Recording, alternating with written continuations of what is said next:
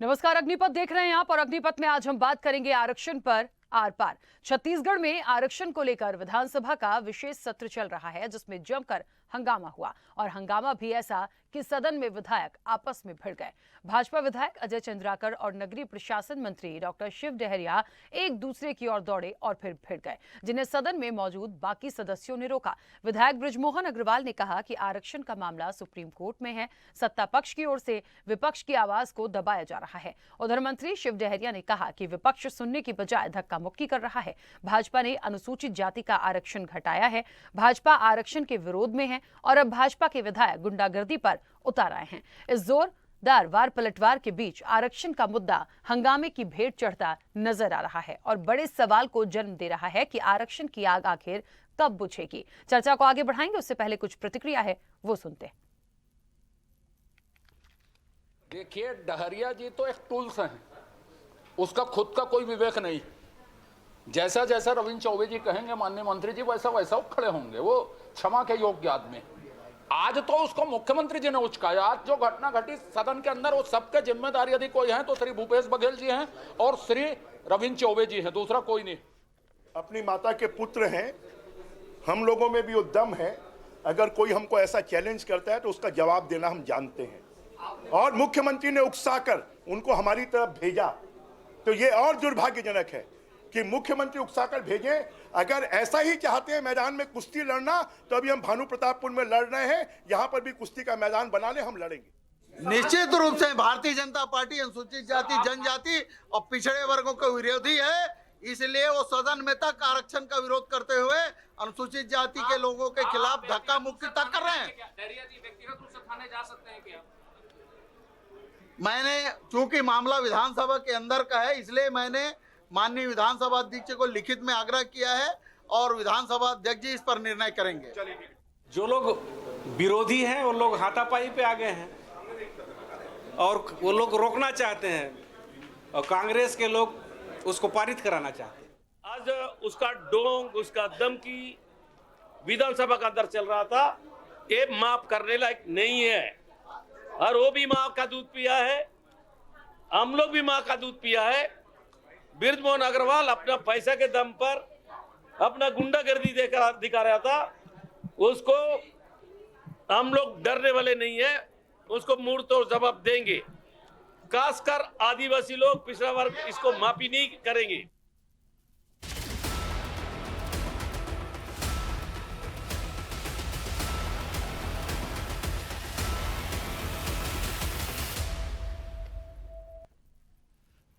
तो छत्तीसगढ़ में आरक्षण पर सदन में आर पार होता नजर आया है। बड़ा सवाल यह है कि वाकई में क्या आरक्षण की आग बुझेगी, क्या इस मुद्दे पर कोई ऐसा हल निकल कर आएगा, क्योंकि ये विशेष सत्र जो है वो आरक्षण को लेकर ही बुलाया गया है और आखिरकार हंगामा हो रहा है। पक्ष और विपक्ष एक दूसरे पर आरोप प्रत्यारोप लगाने के अलावा और कुछ नहीं कर रहे। बात करनी है, आरक्षण पे करनी है, पॉइंट टू पॉइंट बात करेंगे तब इसका समाधान निकलेगा। ऐसे शोर शराबा करने से या हंगामा करने से या एक दूसरे पर तंज करने से मुझे नहीं लगता कि आरक्षण का कोई हल कभी निकल पाएगा। खैर, इस चर्चा को मैं आगे बढ़ाऊंगी। हमारे साथ मेहमान जुड़े हैं, सबसे पहले आपका परिचय करा दें। कांग्रेस का पक्ष रखने के लिए अंशुल मिश्रा हमारे साथ जुड़े हैं। अंशुल जी, बहुत स्वागत चर्चा में जुड़ने के लिए। बीजेपी का पक्ष रखने के लिए केएस चौहान हमारे साथ जुड़े हैं। केएस चौहान जी, आपका भी बहुत स्वागत है। और वरिष्ठ पत्रकार शशांक शर्मा हमारे साथ जुड़े हैं। शशांक जी, आपका भी बहुत स्वागत है। चर्चा की शुरुआत सबसे पहले अंशुल जी आपसे करना चाहती हूं, क्योंकि देखिए निश्चित तौर पर एक सत्र बुलाया गया है, आरक्षण को लेकर बातचीत की जा रही है, बहुत अच्छा है यहां तक तो। लेकिन ये जो हुआ कि जो भाजपा के विधायक हैं या मंत्री हैं एक दूसरे की तरफ दौड़ रहे हैं या आपस में भिड़ गए, दूसरे लोग उन्हें हटा रहे हैं, इस तरह का हो हंगामा करने से क्या ऐसे कोई समाधान निकल पाएगा? सर्वप्रथम तो मैं एक हिंदुस्तानी होने के नाते संसद की गर्मी का ख्याल रखते हुए आपके न्यूज चैनल के माध्यम से सभी से यह कह देना चाहता हूं कि जो भी यह कार्यक्रम हुआ है, जो भी यह कृत्य हुआ है, वह उचित नहीं है। हम सभी के लिए उचित नहीं है, जमहूरियत के लिए उचित नहीं है। सर्वप्रथम यह कह देना चाहता हूं। और दूसरी बात मैं यह कह देना चाहता हूं कि यह हंगामा क्यों है बर्पा, सच्चाई ही तो कह दी है। डाका तो नहीं डाला, ना चोरी हमने की है। हम तो सच्चाई पर बात करने के लिए हमने ये सदन को बुलाया था। हमने सत्यता को बात करने, जो एक फसावट की राजनीति चल रही है उसको सशब्द सही करने के लिए यह सदन बुलाया था। हमारा उद्देश्य तो यही था इसी उद्देश्य के भरोसे तो हमारे सारे विधायक, हमारे सारे मंत्रीगण काम कर रहे थे।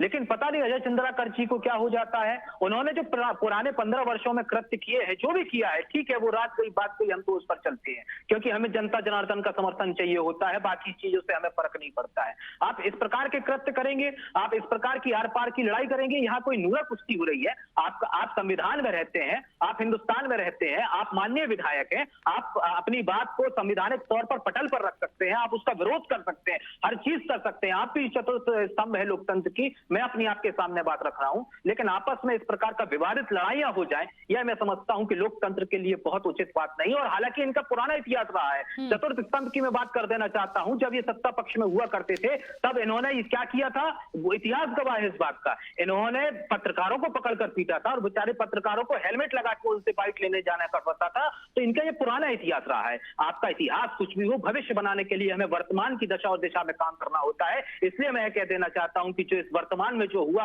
आदरणीय मंत्री जी के साथ जो हुआ, आदरणीय हिंदुस्तान के नागरिकों के साथ जो हुआ, छत्तीसगढ़ मातारी के प्रतिनिधित्वकर्ताओं के साथ ये जो हुआ, मैं समझता हूं कि छत्तीसगढ़ की राजनीति के लिए यह बहुत बड़ा काला दिन हो सकता है बीजेपी की ओर। ठीक है, चलिए वापस आती हूँ।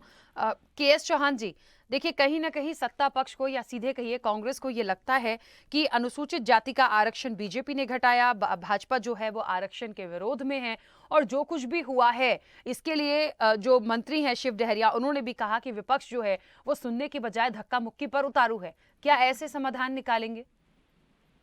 सबसे पहली बात ये है रेखा जी कि शिव डहरिया जी खुद वहां गए थे।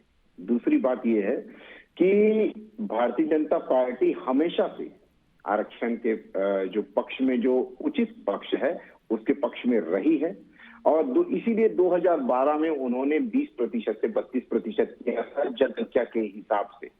दूसरी बात यह है कि जब आपकी बारी आई, जब आपको अपना मोर्चा संभालना था, तब तो आपने सरेंडर कर दिया। 2 ही हियरिंग में आपने बैकआउट ले लिया और आपके ही बनाए हुए बाशिंदे, आपके ही आदमी वहां जाते हैं और आरक्षण के खिलाफ याचिका दायर करते हैं। केपी खांडे जी और कुणाल शुक्ला जी, जिसको पुरस्कार के रूप में एक को राज्य मंत्री बना दिया जाता है और दूसरे को अनुसूचित आयोग का अध्यक्ष बना दिया जाता है। और उसके बाद पद्मा मनहरे जी भी याचिका दायर करती हैं, उस पर कंटली भी याचिका दायर करते हैं, जो कि एक पूर्व विधायक हैं कांग्रेस की और एक तो वरिष्ठ नेता है कांग्रेस के, ये लोग भी। तो ये सब चीजें दर्शाती हैं कि कांग्रेस ये चाहती नहीं थी कि आरक्षण चले और इसके हिसाब से इन्होंने किया। दूसरी बात, अब हम इसमें आ जाते हैं।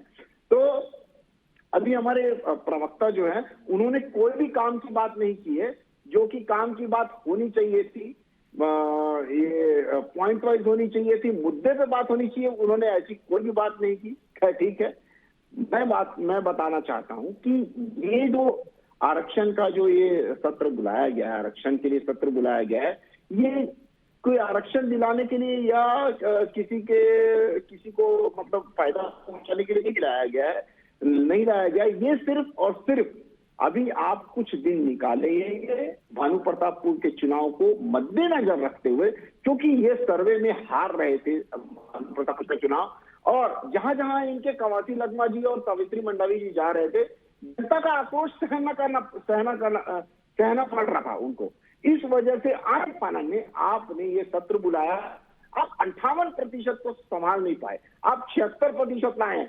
भारतीय जनता पार्टी उसका स्वागत करती है। 76 नहीं, आप 78% लाइए, जैसे कि हमारे वरिष्ठ नेता बृजमोहन अग्रवाल ने कहा, और हम सभी बोल रहे हैं कि आरक्षण होना चाहिए, उचित आरक्षण होना चाहिए, एक वास्तविकता के आधार पर आरक्षण होना चाहिए। हमारा जो विधेयक है, हमारा जो विधेयक की प्रक्रिया है, विधानसभा की प्रक्रिया है, वो कानून के हिसाब से चलती है। और कानून ये बोलता है, जब सुप्रीम कोर्ट में आपका निर्णय लंबित है तो उसको आप ऐसे नहीं कर सकते। इसी मुद्दे को उठा के आगे चल के राज्यपाल जी ने भी पूर्व में ही बोला है कि हम इसको पारित कर देंगे। आप बताइए, हम पारित कर देंगे, पारित हो जाएगा। उस कानून बनने के बाद ये बहुत अच्छे से जानते हैं कांग्रेसी नेता कि उसके बाद अपने आप ही इसमें याचिका दायर होगी और ये फिर से लंबित हो जाएगा। हम सिर्फ इतना चाहते हैं, भारतीय जनता पार्टी सिर्फ इतना चाहती है कि कोई भी मुद्दा दीर्घकालीन तक हो, दूर की सोच, दूरगामी सोच रख के ये सब चीजें की जाए। किसी के भी अधिकारों का हनन नहीं होना चाहिए। अपने शैक्षणिक फायदे के लिए ये अधिकार का हनन है एक्चुअल में। इस वजह से भारतीय जनता पार्टी ने उसका विरोध किया। चलिए ठीक है शशांक शर्मा जी, मुझे लगता है पक्ष और विपक्ष तो अपनी अपनी बात करेंगे और कहते हैं कि अपने को बचा के ही बात करेंगे, लेकिन जो कुछ भी हुआ है सदन के अंदर क्या वो ठीक था? दूसरी चीज ये कि वाकई में क्या भानु प्रतापपुर का उपचुनाव था और आने वाले समय में इलेक्शन भी हैं, इसलिए इस आरक्षण के लिए विशेष सत्र बुलाया जा रहा है, इतनी ज्यादा चीजों को प्रचारित किया जा रहा है, क्या वाकई ये एक वजह मान सकते हैं? और क्या इन सब चीजों से ये जो आरक्षण की आग है क्या ये बुझ पाएगी कभी? राखी जी, मेरी आवाज आ रही है? जी बिल्कुल आ रही है जी। देखिए, मुझे लगता है कि मैं आपकी आवाज ठीक से सुन नहीं पाया, प्रश्न दोहराएंगी? बिल्कुल, मेरी आवाज अभी आ रही है आपको? हाँ, अब आ रही है। ठीक है शशांक जी, 2-3 बातें महत्वपूर्ण है। पहली बात तो ये कि सदन में जो हुआ क्या वो ठीक था, पहली चीज। दूसरी चीज ये कि पक्ष और विपक्ष अपनी बात करेंगे, अपने आप को बचाएंगे। महत्वपूर्ण बात ये है कि क्या आरक्षण की ये जो आग है क्या ये बुझ पाएगी, दूसरा महत्वपूर्ण बात। तीसरा महत्वपूर्ण मेरा सवाल ये है कि जिस तरीके से भानु प्रतापपुर का उपचुनाव है और आने वाले समय में इलेक्शन भी हैं, तो क्या इसीलिए इस आरक्षण के लिए विशेष सत्र बुलाया गया है? राखी जी, देखिए, मैं राजनीति पर बात नहीं करूंगा क्योंकि वो इस लायक नहीं है कि बात करें। पहला सवाल ये है कि आज सदन में जो कुछ हुआ, मैं उपस्थित था वहां पर, और ये घटना इस तरह से घटी कि जब हंगामा हो रहा था, और हंगामा इस बात को लेकर हो रहा था कि जो विधेयक लाया गया है और विधेयक के बाद में जो संकल्प लाया गया है वो क्या विधानसभा के नियम के अनुकूल है, संविधान के अनुकूल है अथवा नहीं है। और ये हंगामा जब चल रहा था तो विधानसभा अध्यक्ष महोदय ने 10 मिनट के लिए सदन की कार्यवाही को स्थगित कर दिया, और उनके चले जाने के बाद में फिर जो पक्ष और विपक्ष है उनमें किसी बात को लेकर तू मैं हो गई और एक तरह से हाथापाई की स्थिति आ गई।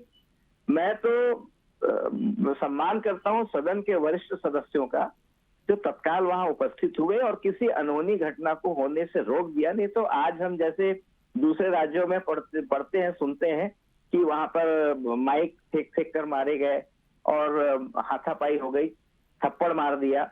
कम से कम हमारे छत्तीसगढ़ की विधानसभा में आज तक इस तरह का आचरण नहीं हुआ है।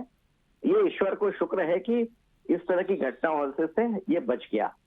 दूसरा सवाल बहुत ही वृहद है कि आरक्षण का क्या होना चाहिए।